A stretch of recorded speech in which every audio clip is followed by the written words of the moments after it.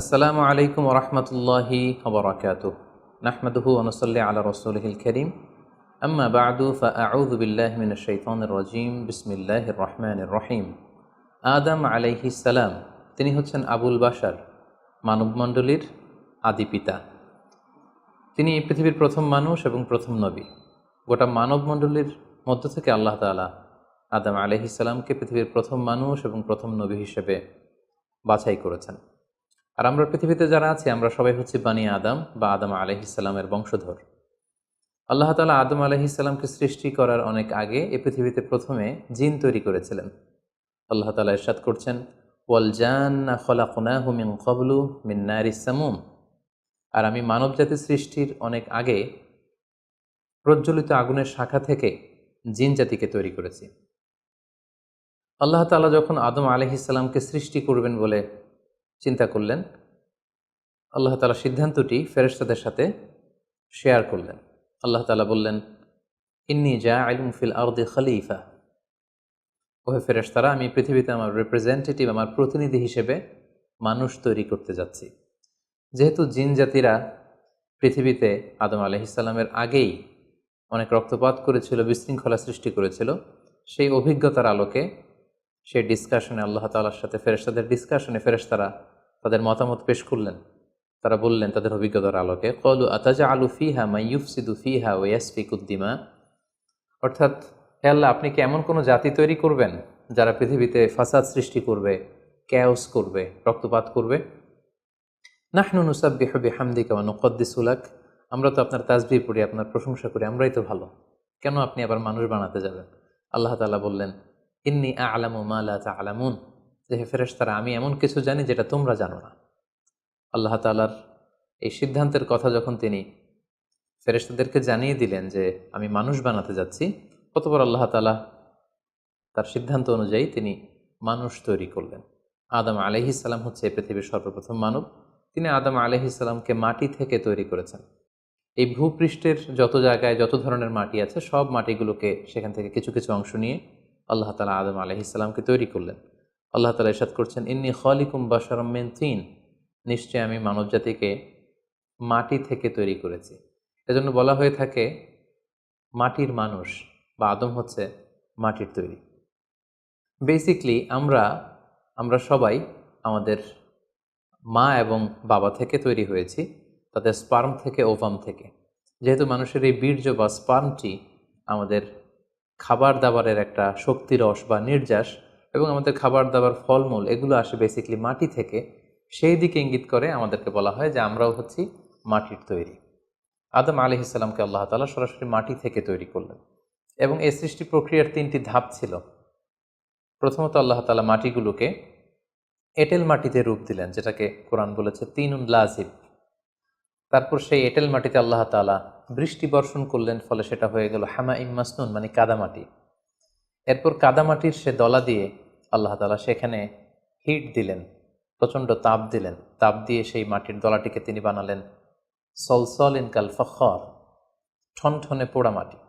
এবং সেই ঠনঠনে পোড়ামাটির যে কাঠামো, আল্লাহ তাআলা আদম আলাইহিস সালামের স্ট্রাকচার দিলেন, কাঠামো দিলেন, এবং সেই কাঠামোর ভেতরে আল্লাহ তাআলা রুহের ফুৎকার দিলেন। আল্লাহ বললেন, ফাইদা সাওয়াইতুহু ওয়া নাফাখতু ফীহি মির রূহি। যখন আমি আদমকে তৈরি করলাম, তখন then I breathed into him my spirit. আমি তার ভেতরে আমার রুহের ফুৎকার দিলাম। ফলে আদম আলাইহিস সালাম জীবিত মানুষ হিসেবে সর্বপ্রথম আবির্ভূত হল। আমরা যদি সহিহ বুখারীর দিকে তাকাই, তাহলে দেখব যে সহিহ বুখারীতে সাইয়েদনা আদম আলাইহিস সালামকে যখন আল্লাহ তাআলা তার আকৃতি দিয়েছেন, অবয়ব দিয়েছিলেন, তার হাইট কত ছিল, কত লম্বা তিনি ছিলেন, সে ব্যাপারে সহিহ বুখারীতে এসেছে, ওয়াকানা তুলহু সিত্তুনা যিরাআন, 60 বিঘত তিনি লম্বা ছিলেন। আমাদের হাতের এই কনুই থেকে আঙ্গুল পর্যন্ত এই জায়গাটিকে বলা হয় 1 বিঘত। সেই হিসেবে তিনি ছিলেন 60 বিঘত লম্বা, 60 কিউবিট। এবং সহিহ মুসলিমের একটি বর্ণনা থেকে আমরা জানতে পারি, জুমার দিন আল্লাহ তাআলা আদম আলাইহিস সালামকে তৈরি করেছিলেন। ইয়াউমুল জুমআতি ফীহি খুলিকা আদম।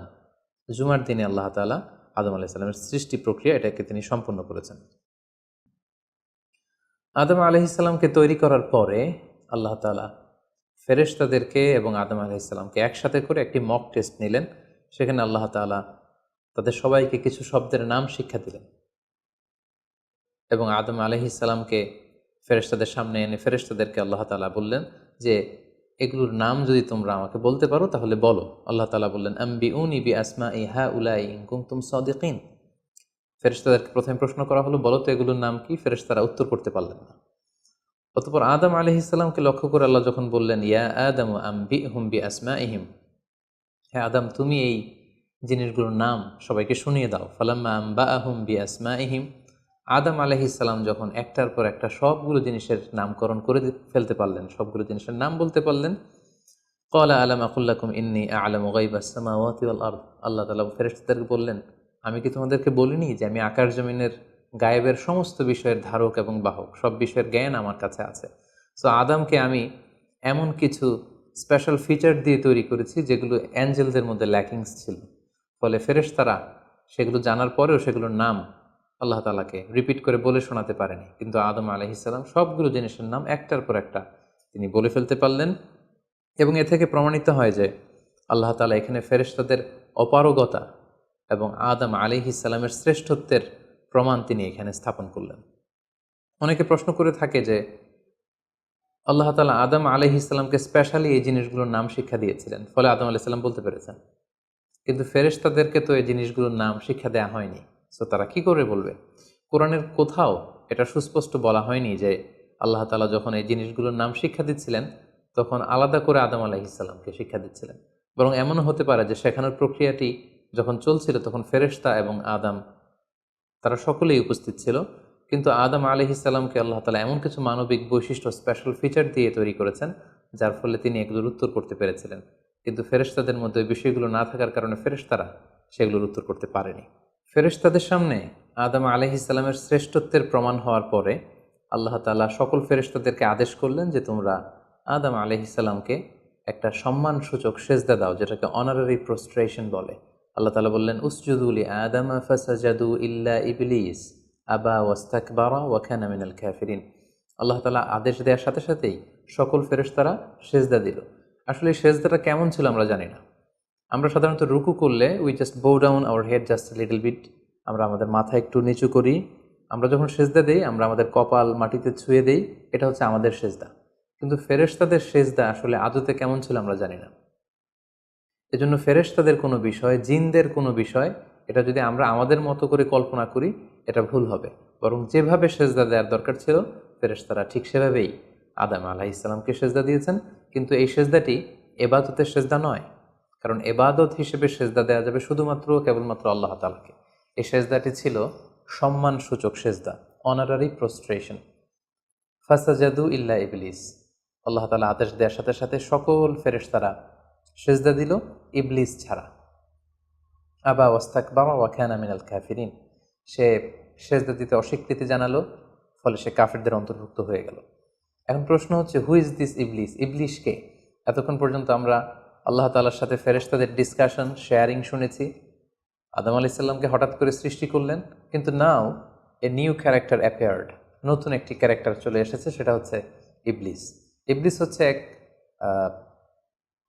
মহাজ্ঞানী সত্তা, যে হচ্ছে কানা মিনাল জিন।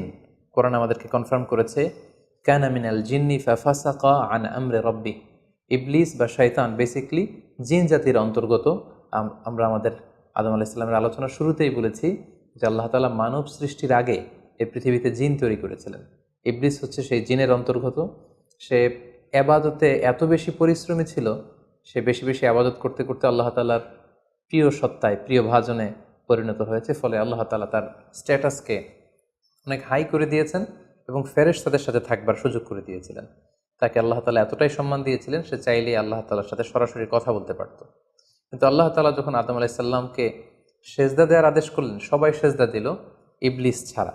আল্লাহ তাআলা এ পর্যায়ে ইবলিসকে জিজ্ঞেস করলেন মা মানাআকা আল্লা তাসজুদা ইয আমারতুক, হে ইবলিস, কিসে তোমাকে বাধা দিল সেজদা দিতে? কেন তুমি সেজদা দিলে না? সবাই যেখানে সেজদা দিল তুমি কেন সেজদা দিলে না? ইবলিস তখন উত্তরে বলল আনা খায়রুম মিনহু খলাকতানি মিন নার ওয়া খলাকতাহু মিন তিন। আমি আদমের চাইতে শ্রেষ্ঠ। সে আল্লাহর সাথে আর্গুমেন্ট দিতে শুরু করলো, লজিক দিতে শুরু করলো। সে যদি অন্তত এতটুকু বলতো যে আল্লাহ আপনি কেন আমাকে সেজদা দিতে বলছেন, আমি এটার সিগনিফিকেন্স, এটার কারণ জানতে চাই, অথবা আল্লাহ আমি ভুল করে ফেলেছি, আপনি আমাকে ক্ষমা করুন, এর কোনোটাই না করে সে আল্লাহর সাথে আর্গুমেন্ট দিতে লাগলো। আর্গুমেন্টেটিভ একটা অ্যাটিটিউড তার মধ্যে গ্রো করলো। সে বলল, খলাকতানি মিন নার ওয়া খলাকতাহু মিন তিন, আপনি আমাকে সৃষ্টি করেছেন আগুন থেকে, আদমকে সৃষ্টি করেছেন মাটি থেকে। আগুন হচ্ছে ঊর্ধ্বমুখী, আগুনের লেলিহান শিখা দাউ দাউ করে উপরের দিকে উঠতে থাকে, আর মাটির চাকা ঢিলা, ছেড়ে দিলে নিচে পড়ে যায়। সো ঊর্ধ্বমুখী কোনো জিনিস তো নিম্নমুখী কোনো জিনিসের কাছে নত হতে পারে না, আমি কেন সেজদা দেব? সে যখন আল্লাহ তাআলার কাছে এইভাবে যুক্তিতর্ক স্থাপন করলো, আল্লাহ তাআলা তার র্যাঙ্কিংকে নষ্ট করে দিলেন। আল্লাহ বললেন যে তুমি বিতাড়িত, অভিশপ্ত, লাঞ্ছিত এবং ধিক্কৃত। আল্লাহ তাআলা তার যে হাই র্যাঙ্ক এবং স্ট্যাটাস, সেই পদমর্যাদা, তাকে পদমর্যাদাচ্যুত করা হলো। ফলে সে তার আগের অবস্থানে আর থাকলো না। সে আল্লাহ তাআলাকে এবার বলতে আরম্ভ করলো, ক্বাল আনজিরনি ইলা ইয়াউমি ইউবআসুন, হে আল্লাহ, এত বছর আমি ইবাদত করার পরে আপনার প্রিয় ভাজন হলাম, কিন্তু শুধু আদমকে সম্মানসূচক সেজদা প্রদর্শন না করার কারণে আপনি আমার স্ট্যাটাসকে নামিয়ে দিলেন, আপনি আমাকে ধিক্কৃত, অভিশপ্ত বলে ঘোষণা করলেন। তাহলে আমি আপনার কাছে একটা জিনিস চাই, সেটা হচ্ছে আনজিরনি ইলা ইয়াউমি ইউবআসুন, আপনি আমাকে কিয়ামত পর্যন্ত হায়াত দিন, যাতে আমি কিয়ামত পর্যন্ত বেঁচে থাকতে পারি। এবং সে শুধু আল্লাহর সাথে আর্গুমেন্ট দিয়েই ক্ষান্ত হয়নি, সে এ পর্যায়ে আল্লাহ তাআলাকে চ্যালেঞ্জ ছুড়ে দিল। বেসিকলি, যদিও ইবলিস এত এত ইবাদত করে আল্লাহ তাআলার প্রিয় হয়েছিল, ফেরেশতাদের পর্যায়ে চলে গিয়েছিল, আল্লাহ তাআলা তার সাথে ডিরেক্টলি কথা বলতো, কিন্তু ইবলিসের ভেতরে একটা সুপ্ত অহমিকা বোধ ছিল। আল্লাহ তাআলা চেয়েছেন এই ইনসিডেন্টের মধ্য দিয়ে সেই সুপ্ত অহমিকা বোধটা প্রকাশ করে দিতে। ইবলিস ভাবতো যে কেউ আমাকে ছাড়িয়ে যেতে পারবে না, আমি সবার চাইতে শ্রেষ্ঠ। সে বলেছিল, আনা খাইরুম মিনহু, আমি তার চেয়ে শ্রেষ্ঠ। তার ভেতরে যে সুপ্ত অহমিকা বোধ, এই যে অ্যারোগ্যান্স, এই যে ইগোইস্টিক সমস্যা, আল্লাহ তাআলা চেয়েছেন এই ঘটনার অবতারণা ঘটিয়ে ইবলিসের ভেতরকার এই অহমিকা বোধকে প্রকাশ করে দিতে, এবং সেটাই ঘটেছে। এবার সে আল্লাহ তাআলাকে চ্যালেঞ্জ দিয়ে বলল যে, আল্লাহ, আপনি আমাকে কিয়ামত পর্যন্ত হায়াত দিন, লা আকউদান্না লাহুম সিরাতাকাল মুস্তাকিম, আপনার এই আদম সন্তান, বনি আদমের যারা পৃথিবীতে আসবে, তারা কি করে জান্নাতে যায় সেটা আমি দেখে নেব। আমি সিরাতুল মুস্তাকিমের সামনে বসে থাকবো, যাতে করে তারা সরল সঠিক পথ পেতে না পারে, তারা যাতে সত্যের পথে থাকতে না পারে।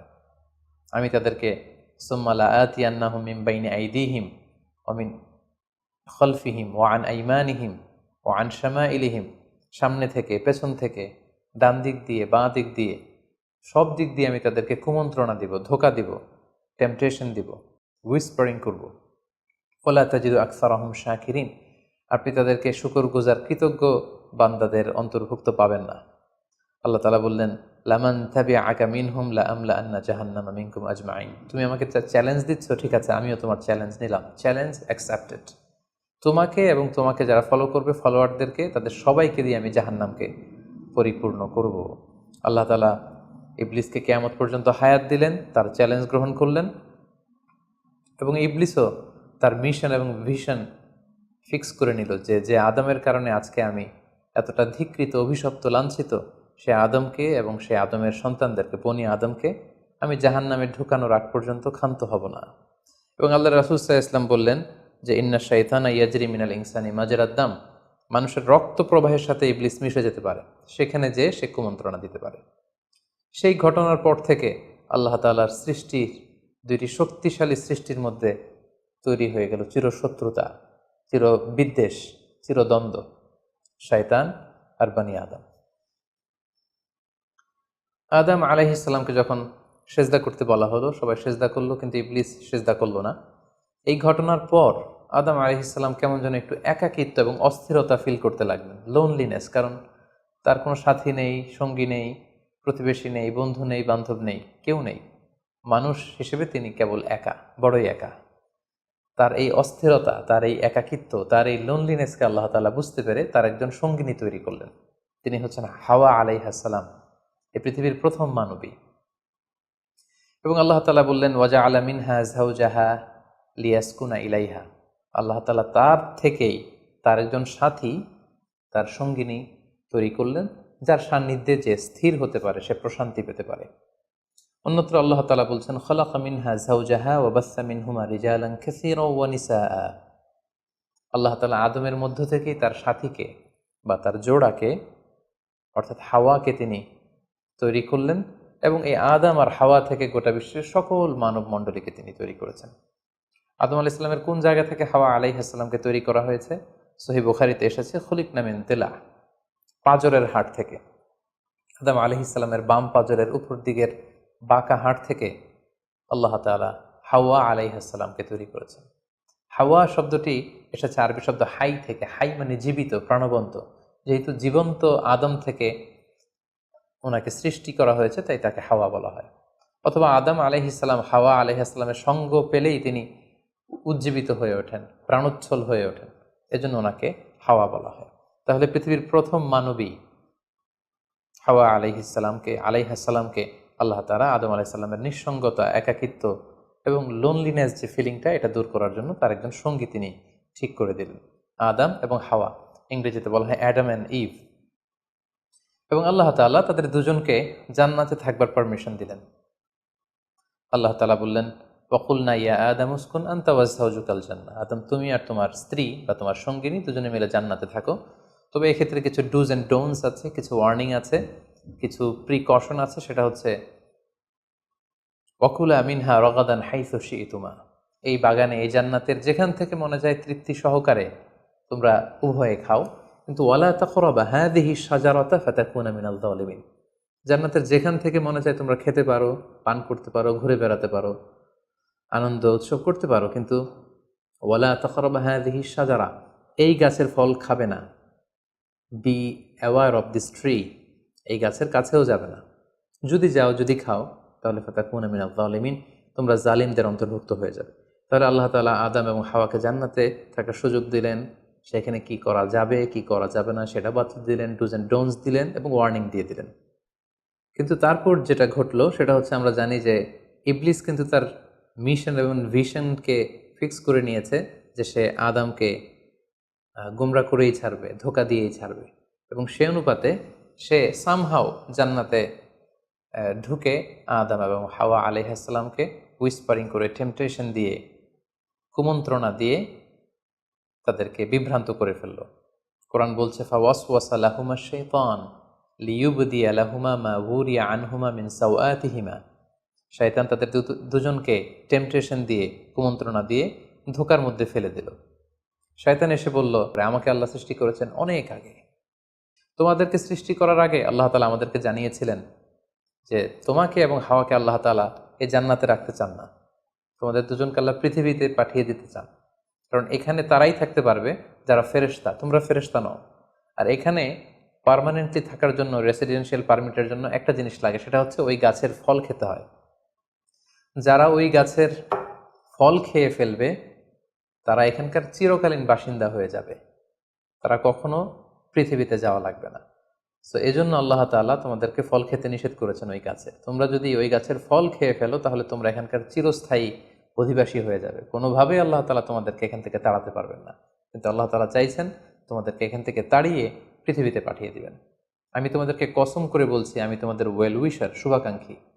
শয়তান বলল যে, ওয়াকাসামাহুমা ইন্নী লাকুমা মিনান নাসিহিন, নিশ্চয় আমি তোমাদের জন্য শুভাকাঙ্ক্ষী, তোমরা আমার কথা শোনো। যদি এখানে আরামে দিনাতিপাত করতে চাও তাহলে তোমরা এই ফল খাও, ফলে তোমাদেরকে আর কোথাও যাওয়া লাগবে না।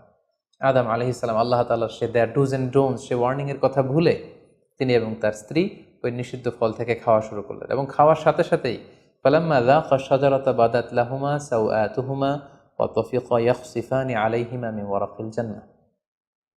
ওই নিষিদ্ধ গাছের ফল খাওয়ার সাথে সাথেই আদম আলাইহিস সালাম এবং হাওয়া আলাইহিস সালামের গায়ে যে জান্নাতি পোশাক ছিল, অটোমেটিক্যালি সেই পোশাক খুলে পড়তে আরম্ভ করলো। ওনারা উলঙ্গ হয়ে যেতে লাগলেন। তড়িঘড়ি করে ওনারা জান্নাতের বিভিন্ন পাতা এনে, বিভিন্ন লতা পাতা এনে ওনাদের প্রাইভেটকে ওনারা ঢাকলেন। এবং তখনই ওনারা বুঝতে পারলেন, আমরা কি করলাম, আমরা তো মহাভুল করে ফেলেছি, আমরা তো আল্লাহ তাআলার আদেশকে অমান্য করেছি।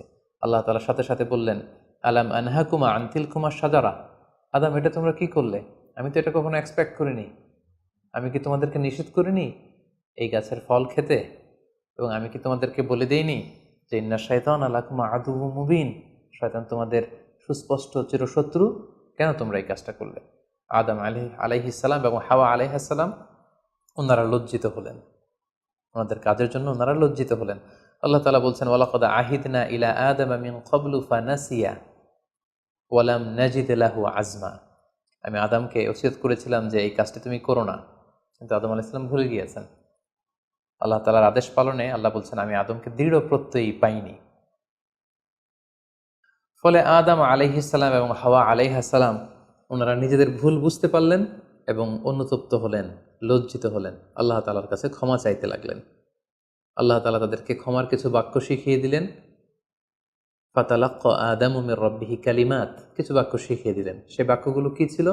সেগুলো ছিল, রব্বানা যালামনা আনফুসানা ওয়া ইল্লাম তাগফির লানা ওয়া তারহামনা লানাকুনান্না মিনাল খাসিরিন। মানে হে আল্লাহ, আমরা জুলুম করে ফেলেছি আমাদের নাফসের উপর, আমরা ভুল করেছি। আপনি যদি আমাদেরকে ক্ষমা না করেন, যদি রহম না করেন, আমরা তো ক্ষতিগ্রস্তদের অন্তর্ভুক্ত হয়ে যাব। আদম আলাইহিস সালাম এবং হাওয়া আলাইহিস সালাম উভয়ে অনুতপ্ত হলেন, লজ্জিত হলেন এবং চোখের পানি ছেড়ে এই দোয়াটি পড়ে পড়ে আল্লাহ তাআলার কাছে ক্ষমা চাইলেন এবং আল্লাহ তাআলা তাদের উভয়কে ক্ষমা করে দিলেন। এবার আল্লাহ তাআলা তাদের দুজনকে বললেন, যেহেতু তোমরা আমার আদেশকে মান্য করতে পারোনি, সেজন্য তোমাদেরকে পৃথিবীতে চলে যেতে হবে। ইহবিতু বা'দুকুম লিবা'দিন আদু, তোমাদেরকে পৃথিবীতে নামিয়ে দেয়া হলো। ওয়ালাকুম ফিল আরদি মুস্তাকাররু ওয়া মাতাউন ইলা হিন, এই পৃথিবী হবে তোমাদের আবাসস্থল। এই পৃথিবীতে অনেক জীবন উপকরণ তোমাদের জন্য থাকবে। ফিহা তাহিয়াউন ও ফিহা তামুতুন ও মিনহা তুখরুজুন, you live there, you die there, and you will be resurrected from there. তোমরা পৃথিবীতে বসবাস করবে, পৃথিবীতেই তোমাদের মৃত্যু হবে এবং এই পৃথিবীর কবর থেকেই, মাটি থেকেই তোমাদেরকে আবার আমি পুনরুত্থান করব। And this is my decision. আদম আলাইহিস সালাম এবং হাওয়া আলাইহিস সালাম পৃথিবীর প্রথম মানব এবং মানবীকে জান্নাত থেকে আল্লাহ তাআলা পৃথিবীতে নামিয়ে দিলেন এবং আল্লাহ বললেন যে তোমাদেরকে নামিয়ে দিয়ে আমি ক্ষান্ত হচ্ছি না। ফাইম্মা ইয়াতিয়ান্নাকুম মিন্নি হুদান, আমার গাইডেন্স তোমাদের কাছে আসবে। ফামান তাবিআ হুদায়া ফালা ইয়াযিল্লু ওয়ালা ইয়াশকা, আমার দেয়া পথ নির্দেশিকা এবং গাইডেন্স যারা মেনে চলবে তারা কখনো পথভ্রান্ত হবে না, তারা কখনো গোমরা হবে না। অতঃপর আল্লাহ তাআলা তাদের দুজনকে পৃথিবীতে নামিয়ে দিলেন। আদম এবং হাওয়া কোথায় নামিয়ে দিলেন, এ ব্যাপারে ঐতিহাসিকদের মধ্যে মতভেদ পাওয়া যায়। কিছু কিছু ঐতিহাসিকগণ বলেন যে আদম আলাইহিস সালামকে মক্কা এবং তায়েফের মাঝখানে দাহনা নামক একটা জায়গায় আল্লাহ নামিয়ে দিয়েছেন। কোনো কোনো বর্ণনা মতে পাওয়া যায় যে আদম আলাইহিস সালামকে আল্লাহ তাআলা ইন্ডিয়ান সাবকন্টিনেন্টে শ্রীলঙ্কার সিংহাল নামক একটা জায়গায় পাঠিয়েছেন এবং তারা সেখানে অ্যাডামস পিক নামে একটি পাহাড়ের কথা বলে থাকেন, যেখানে আদম আলাইহিস সালামের ফুটপ্রিন্ট বা পায়ের ছাপ সংরক্ষিত আছে বলে অনেক ঐতিহাসিকগণ মত প্রকাশ করেছেন। হাওয়া আলাইহিস সালামকে সৌদি আরবের জেদ্দা নগরীতে আল্লাহ তাআলা নাজিল করেন বলে অনেক ঐতিহাসিকগণ মতামত দিয়েছেন। তাহলে তারা পৃথিবীর এক এক দিকে এক একজন, অনেক দিন পরে তারা দুজন সৌদি আরবের জাবালে রাহমা, যেখানে বিদায় হজের ভাষণ দিয়েছিলেন আল্লাহ রাসূল সাল্লাল্লাহু আলাইহি ওয়াসাল্লাম, ময়দানটাকে বলা হয় ময়দানুল আরাফাত, আরাফাতের ময়দানে ওনারা আবার রিইউনাইটেড হয়েছেন এই পৃথিবীর বুকে।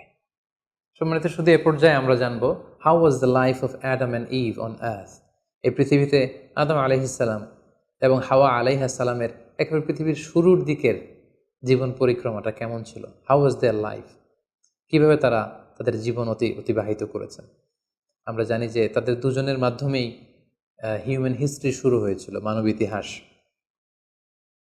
তাদের জীবন পরিক্রমাটা কিছুটা ভিন্ন, আমাদের চাইতে ভিন্ন, যেহেতু তারাই পৃথিবীর প্রথম মানব এবং মানবী।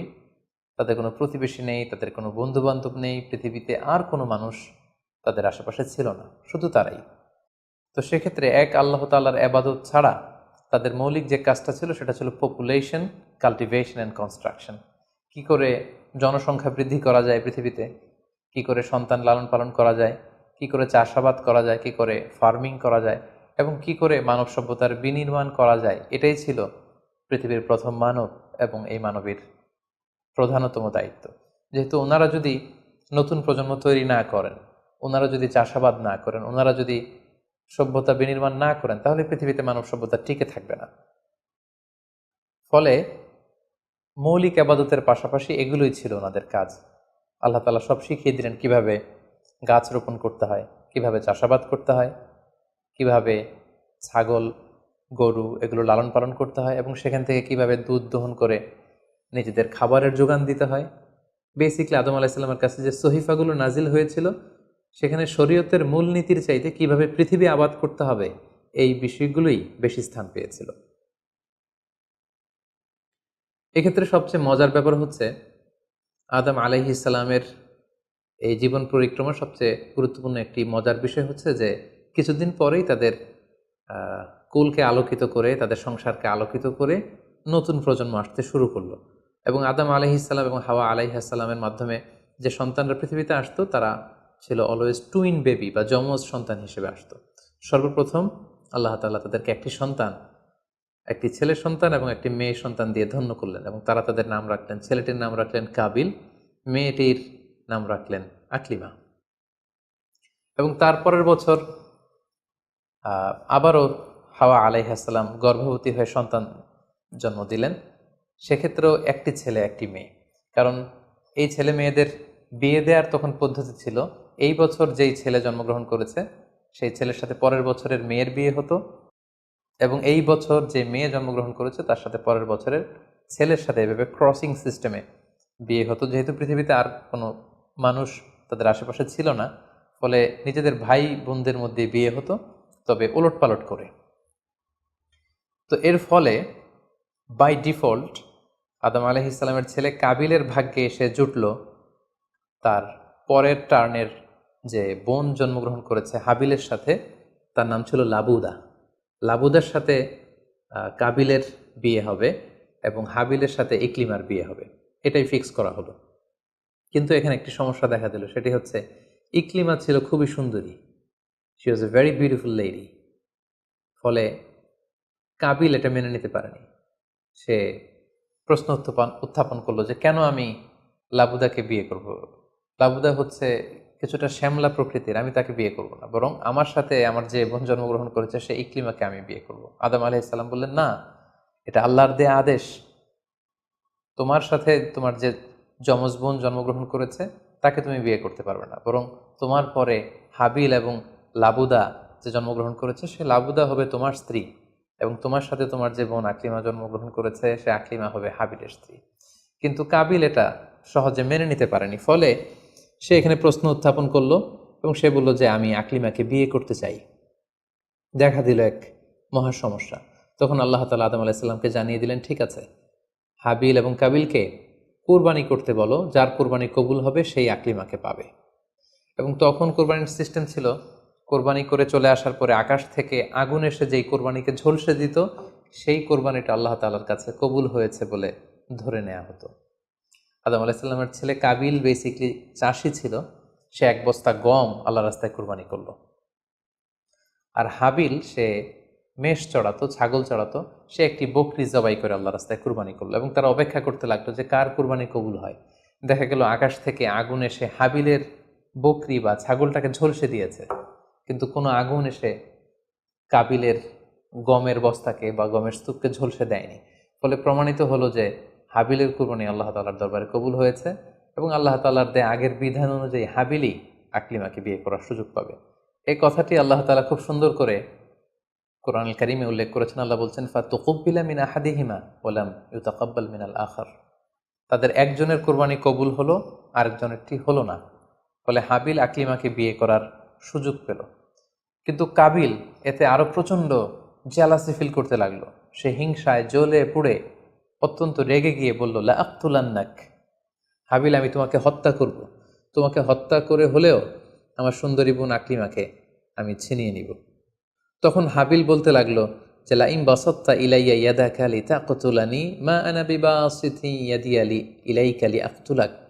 অর্থাৎ, হে কাবিল, তুমি যদি আমাকে হত্যা করতে অগ্রগামী হও, হাত বাড়াও, আমি আমার হাতকে বাড়াবো না তোমাকে আঘাত করার জন্য। কারণ তুমি যদি আমাকে হত্যা করো তাহলে আমার পাপ, তোমার পাপ সবটাই তোমার ঘাড়ে বর্তাবে, আর আমি এত বড় পাপ কাজ কখনোই করতে চাই না। কাবিল এ কথাতেও ক্ষান্ত না হয়ে সে হত্যা করতে উদ্ধত হলো এবং সে তার কথা মতো তার ভাই হাবিলের উপর চড়াও হয়ে আক্রমণ করে তার আপন ভাই হাবিলকে সে হত্যা করে ফেলল। কোরআন বলল, ফাকাতালাহ ফাসবাহা মিনাল খাসিরিন।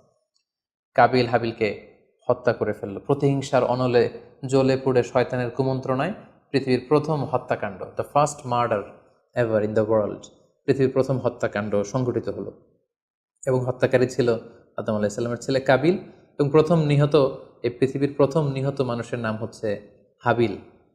সহি বুখারিতে আল্লাহ রাসূল সাল্লাল্লাহু আলাইহি ওয়াসাল্লাম ইরশাদ করেছেন, আউয়ালুমান সান্নাল কতলা, কাবিল হচ্ছে ওই ব্যক্তি যে পৃথিবীতে সর্বপ্রথম হত্যার ট্র্যাডিশন চালু করেছে। কাবিলের আগে কেউই পৃথিবীতে হত্যাকাণ্ড ঘটায়নি, ফলে হাবিল হচ্ছে পৃথিবীর প্রথম শহীদ বা প্রথম নিহত মানুষ। এবং কাবিল যেহেতু এই হত্যার ট্র্যাডিশন করেছে, এই মার্ডারের ট্র্যাডিশন করেছে, ফলে পৃথিবীতে যারাই এই বিচার বহির্ভূত হত্যা বা অন্যায়ভাবে কাউকে হত্যাকাণ্ডের সাথে জড়িত হবে, তার একটি পার্সেন্টেজ গুণা কিয়ামত পর্যন্ত কাবিলের ভাগেও এটি যেতে থাকবে। এখন যে মজার ব্যাপারটি ঘটেছে সেটি হচ্ছে, কাবিল যখন হাবিলকে আক্রমণ করেছে, হাবিলকে নিহত করেছে, হত্যা করেছে, হত্যা করার পরে হাবিল লাশ হয়ে শুয়ে রইল। কারণ কাবিল যখন হাবিলকে আক্রমণ করেছে, হাবিলের গা থেকে যখন ব্লিডিং হয়েছে, সে ছটফট ছটফট করতে করতে এক পর্যায়ে মারা গেল। কিন্তু মারা যাওয়া কাকে বলে এটাও পৃথিবীর কেউ জানতো না। কাবিল নিজেও বুঝতে পারেনি যে এইভাবে আমি আঘাত করলে হাবিল এইভাবে মরে যাবে, তার ব্লিডিং হবে। মৃত্যু কি এটা তারা জানে না, কারণ এই পর্যন্ত এই পৃথিবীতে কেউ তো মারা যায়নি। ফলে সে দেখলো যে কিছুক্ষণ আগে আমার ভাই হাবিল আমার সাথে কথা বলছিল, এখন হাবিল আর কথা বলে না, চুপ করে শুয়ে আছে, নড়ে না চড়ে না। কাবিল তার ভাইকে কাঁধে নিয়ে ঘুরতে লাগলো। কি করবে, সে কথা বলে না কেন? কারণ এটা যে মৃত্যু, দিস ইজ দ্য ডেথ, এটা তাদের জানা ছিল না। এবং তার ভাইয়ের লাশকে সে কি করবে সে নিজে বুঝতে পারছিল না। তখন হাবিলকে শিক্ষা দেওয়ার জন্য আল্লাহ তাআলা একটি কাককে পাঠালেন। ফাবাআস আল্লাহু গুরাবান ইয়াবহাসু ফিল আরদি লিউরিয়াহু কাইফা ইউয়ারি সাওআতা আখি। দুটি কাক এসে একটি কাক আর একটি কাককে হত্যা করলো, এবং হত্যাকারী কাকটি তার ঠোঁট দিয়ে তার পা দিয়ে মাটি খুঁড়ে গর্ত করে সেই গর্তের ভেতরে মৃত কাকটিকে ফেলে আবার মাটি দিয়ে ঢেকে ফেললো। এই দৃশ্যটি হাবিল দেখে বুঝতে পারলো যে আমাকেও, আমার কাবিল দেখে বুঝতে পারলো আমাকেও একই কাজ করতে হবে। কাবিল তখন মাটি খুঁড়ে তার ভাই হাবিলকে মাটি চাপা দিয়ে পৃথিবীর প্রথম ফিউনারাল বা বারিফাইংয়ের যে সিস্টেম, কবর দেওয়ার যে প্রক্রিয়া, এটা তিনি সারলেন। আদম আলাইহিস সালাম তখন চলে গিয়েছিলেন মক্কায় কাবা নির্মাণের কাজে বা হজের কাজে। সেখান থেকে ফিরে এসে এই ঘটনা শুনে তিনি অত্যন্ত দুঃখ পেলেন। তিনি কাবিলকে ভর্ৎসনা করলেন এবং আদম আলাইহিস সালামের সন্তান সন্ততি সবাইকে ডেকে তিনি নাসিহত করলেন, এক আল্লাহর আদেশ মেনে নেওয়ার জন্য তিনি সবাইকে আহ্বান জানালেন। হাবিলের পরবর্তীতে আল্লাহ তাআলা এওয়াদান আন হাবিল, হাবিলের পরিবর্তে তিনি শীস আলাইহিস সালামকে আদম আলাইহিস সালামের ছেলে হিসেবে পৃথিবীতে দান করলেন। হাওয়া আলাইহিস সালামের কোল জুড়ে পৃথিবীতে আসলো শীস, এবং তার সাথে তার টুইন বোন হাজুরা পৃথিবীতে আসলো। এবং আদম আলাইহিস সালামের পরে শীস আলাইহিস সালামকে আল্লাহ তাআলা নবী হিসেবে সিলেক্ট করলেন। এবং সহিহ ইবনে হিব্বানের একটি বর্ণনা এসেছে, যদি বর্ণনাটি দুর্বল, যে শীস আলাইহিস সালামের কাছে আল্লাহ তাআলা 50টি সহিফা নাজিল করেছিলেন। দেখতে দেখতে আদম আলাইহিস সালাম তার জীবনের 1000 বছর পূর্ণ করলেন। তিনি বয়োবৃদ্ধ হয়ে আসলেন এবং তার এই নবুয়তির দায়িত্ব আল্লাহ তাআলা শীস আলাইহিস সালামের কাঁধে দেওয়ার পরে আদম আলাইহিস সালামের পৃথিবী থেকে বিদায় নিলেন। কোথায় তাকে কবর দেওয়া হয়েছে? ঐতিহাসিকদের মধ্যে একাধিক মত পাওয়া যায়। কোনো কোনো বর্ণনা মতে ওনাকে মক্কাতে কবরস্থ করা হয়েছে, কোনো কোনো ঐতিহাসিক বর্ণনা মতে ওনাকে বাইতুল মাকদাসে কবরস্থ করা হয়েছে।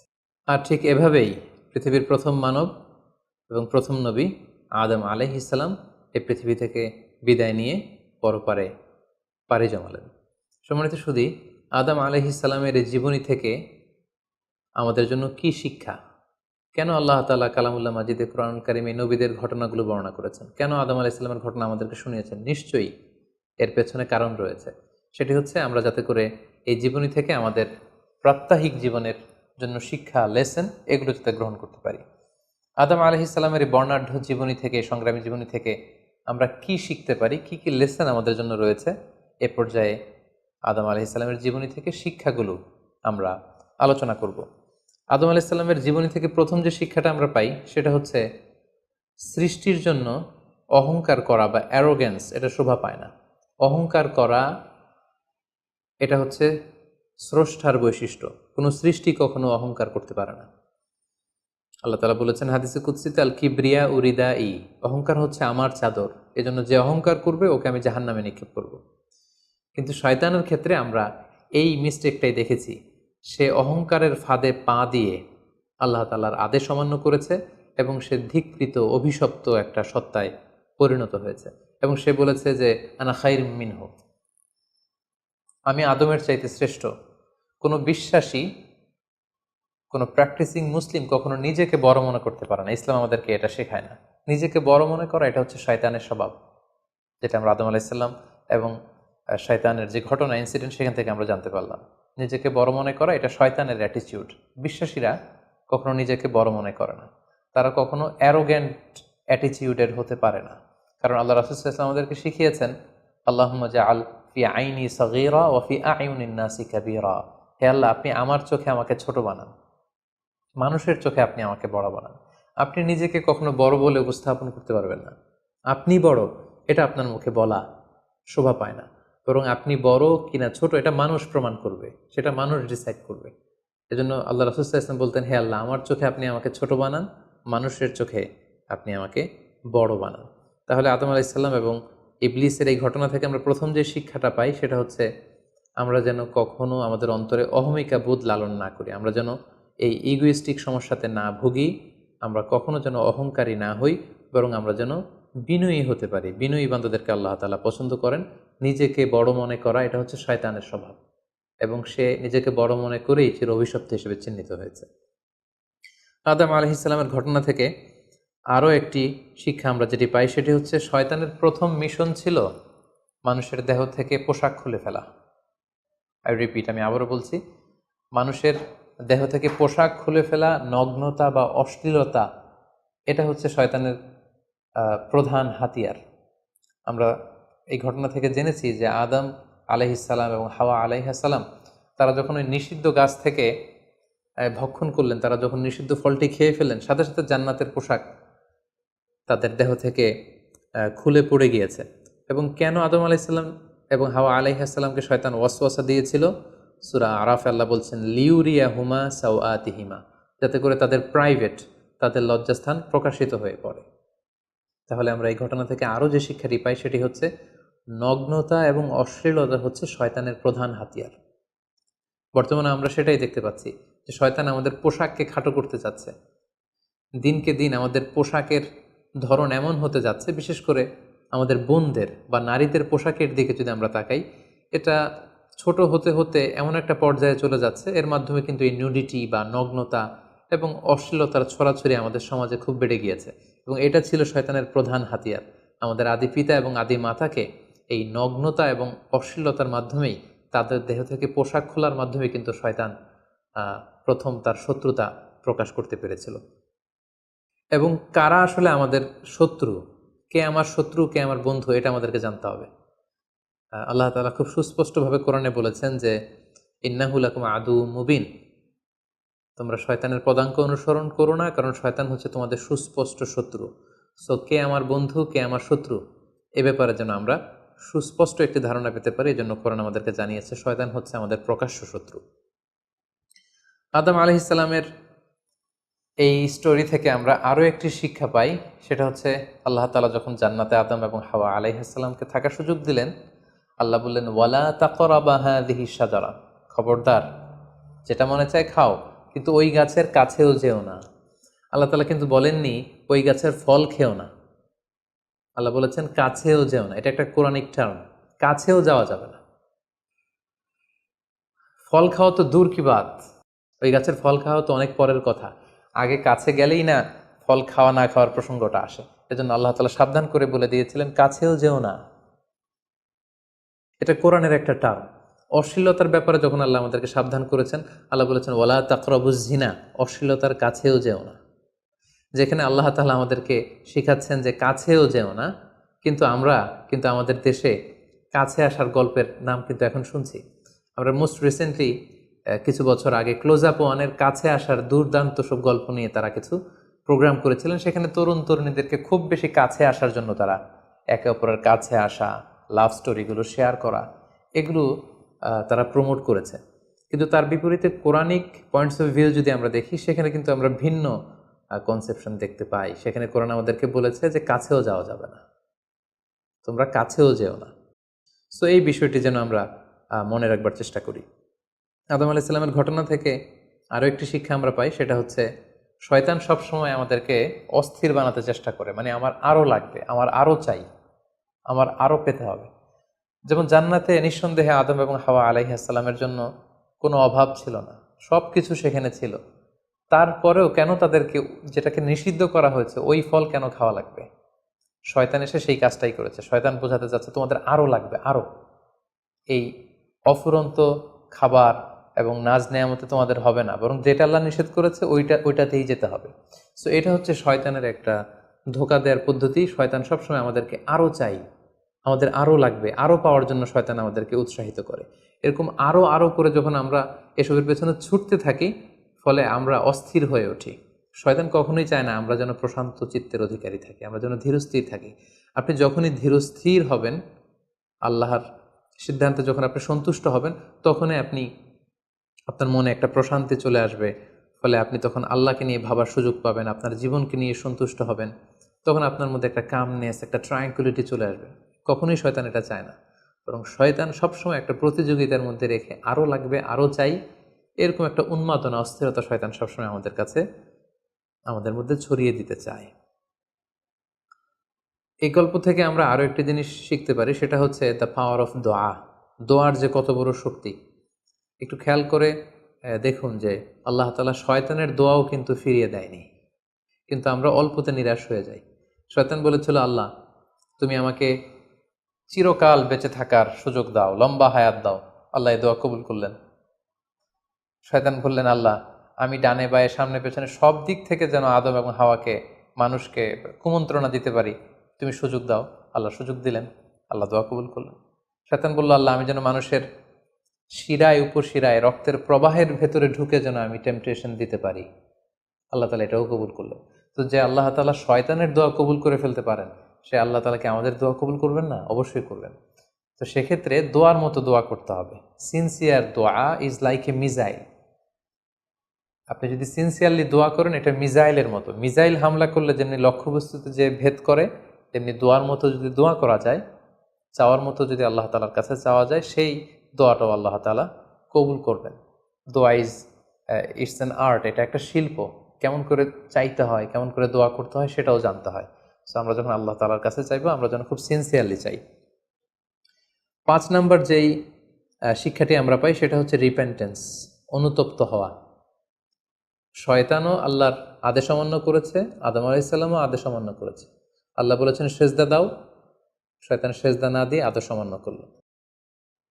আল্লাহ তাআলা আদমকে বলেছেন এই গাছের কাছে যেও না, আদম আলাইহিস সালাম ভুল করে খেয়ে তিনিও আদেশ অমান্য করলেন। পার্থক্যটা কোথায়? পার্থক্য হচ্ছে শয়তান ভুল করে সে ভুলের উপর অটল থেকে গিয়েছিল, অহংকার করেছিল। কিন্তু আদম আলাইহিস সালাম ভুল করে তিনি অনুতপ্ত হয়েছিলেন। শয়তান ভুল করে ভুলের উপর স্থির থাকে, আর আল্লাহর প্রিয় বান্দারা ভুল করে তারা আল্লাহ তাআলার কাছে ক্ষমা চায়। আমরা মানুষ হিসেবে আমাদের ভুল হতেই পারে, এটা খুবই স্বাভাবিক।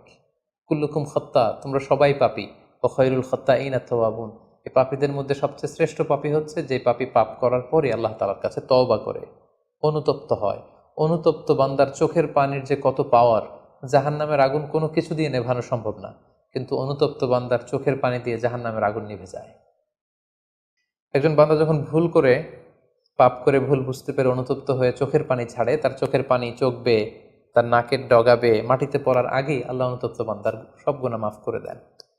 তাই আমরা যেন আল্লাহ তাআলার কাছে অনুতপ্ত হতে পারি।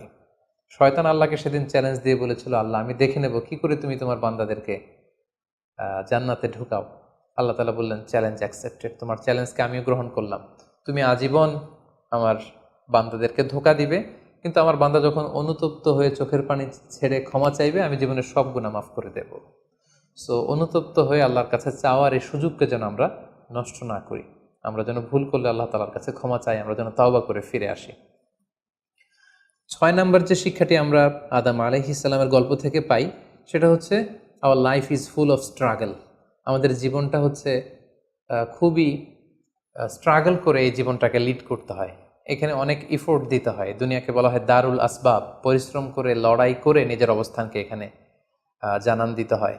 প্রতিকূল পরিবেশে কিভাবে আপনি টিকে থাকবেন, দুর্যোগ মোকাবেলা করে কিভাবে আপনি টিকে থাকবেন, সেটার শিক্ষা কিন্তু এই পৃথিবীতে আছে। যেমন আদম আলাইহিসসালাম, হাওয়া আলাইহিসসালাম যখন পৃথিবীতে এসেছেন, তাদের জন্য সব কিছু যে একেবারে প্রিপেয়ার্ড ছিল ব্যাপারটি এমন নয়।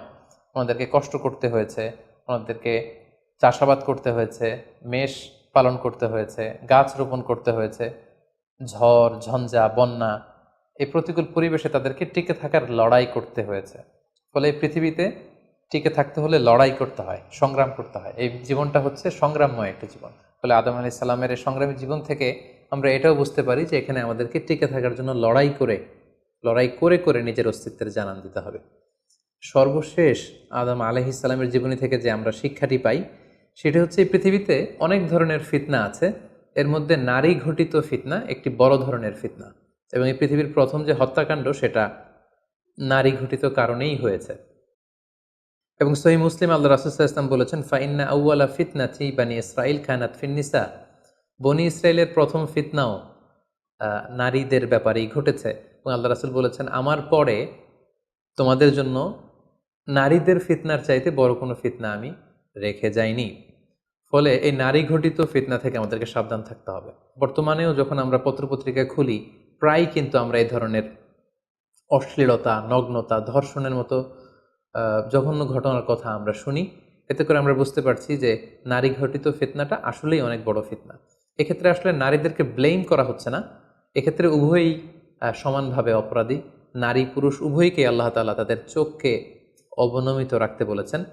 এই হাদিস দ্বারা এটা প্রমাণ হয় না যে নারীদেরকে ব্লেম করা হচ্ছে, বরং ঘটনাটা যেহেতু নারী কেন্দ্রিক, সেহেতু নারী ঘটিত ফিতনার কারণে পৃথিবীতে প্রথম হত্যাকাণ্ড ঘটেছে, এবং এখনও এ জাতীয় ঘটনার কারণে অনেক ধরনের ফাসাদ ফিতনা সমাজে ছড়িয়ে পড়ছে। সো আমাদেরকে আদম আলাইহিস সালামের জীবনী থেকে আরও একটি শিক্ষা হচ্ছে, এই নারী ঘটিত ফিতনা থেকে বেঁচে থাকার জন্য নারী পুরুষ উভয়কেই তাদের নজর বা দৃষ্টির লাগাম টেনে ধরতে হবে। দৃষ্টিকে যদি আমরা নিয়ন্ত্রণ করতে না শিখি, তাহলে ফিতনা কমানো সম্ভব না। আল্লাহ রাসূল সাল্লাল্লাহু আলাইহি ওয়াসাল্লাম বলেছেন, আন নাযার সাহমুন মিন সিহামি ইবলিস, দৃষ্টি হচ্ছে শয়তানের বিষ মাখানো তীরবানের মধ্যে থেকে একটি তীর। এই বিষ মাখানো তীর দিয়ে শয়তান নারী পুরুষকে কাবু করে অশ্লীলতার পথের দিকে নিয়ে যায়। সম্মানিত শুধু এই ছিল আদম আলাইহিস সালামের সংগ্রামী জীবন কাহিনী, এবং ওনার জীবনী থেকে আমাদের জন্য কিছু লেসন বা শিক্ষা। আল্লাহ তাআলা আমাদের সবাইকে নবীদের রেখে যাওয়া পথ এবং মতে, তাদের অনুসৃত পথে আমাদেরকে পরিচালিত করুক। আসসালামু আলাইকুম ওয়া রাহমাতুল্লাহি